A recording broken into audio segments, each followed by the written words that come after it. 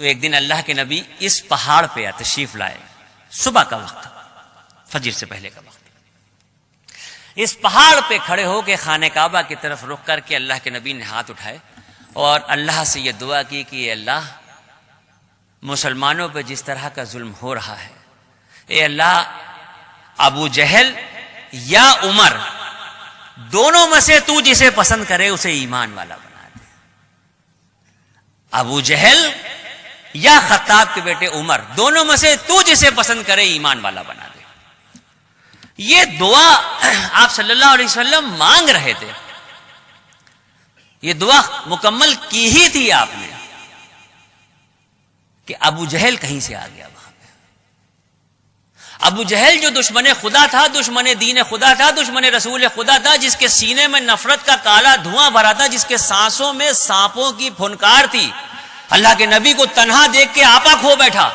पहले तो उसने अपनी जबान से अल्लाह के नबी को बुरा भला कहना शुरू किया, और जब उससे भी उसके दिल की आग ठंडी ना हुई तो उसने सफा की पहाड़ी से एक नुकीला पत्थर लेके अल्लाह के नबी के माथे पे जोर से मार दिया, और आप सल्लल्लाहु अलैहि वसल्लम के माथे से खून का एक फव्वारा निकल पड़ा।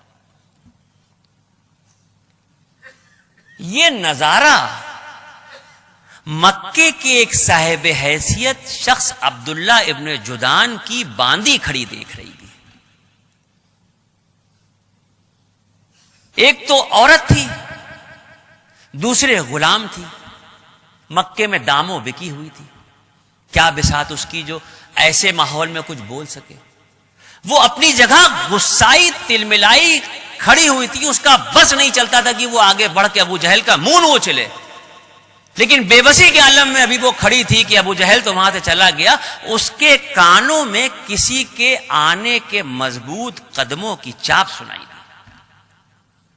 और जैसे ही आने वाला कुछ दूर से नजदीक आया तो इस औरत ने उस आने वाले से कहा कि क्या अभी भी तुम्हारी हमीयत बेदार नहीं होती? क्या अभी भी तुम्हारे अंदर तुम्हारा खून जोश नहीं मारता कि अल्लाह के एक ऐसे बुजुर्ग बंदे पे यूं सड़क के ऊपर खुलेआम जुल्म हो रहा है और तुम्हारे अंदर कोई जोश नहीं जाग रहा कि तुम इसकी मुखालिफत करो?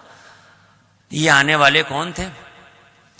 ये आने वाले हजरत अमीर हमजा थे। के बाद उस तरफ गए बनु मखदूम की टोली में, जहां अबू जहल अपने साथियों के साथ बैठा था। वहां जाने के बाद अपने कंधे से उन्होंने तरकश उतारा और पूरी कुव्वत से अबू जहल के माथे पे मारा, ये कहते हुए कि ये न समझना कि मैंने खानदानी हमीयत में तुझे पीटा है, ये न समझना कि तूने मेरे भतीजे को चोट पहुंचाई है तो मैंने तुझे पीटा है। कान खोल के सुन ले कि मैं यहां से सीधे अपने भतीजे के पास जा रहा हूं और अभी और इसी वक्त उनके दस्ते हक परस्त पर इस्लाम कबूल करूंगा।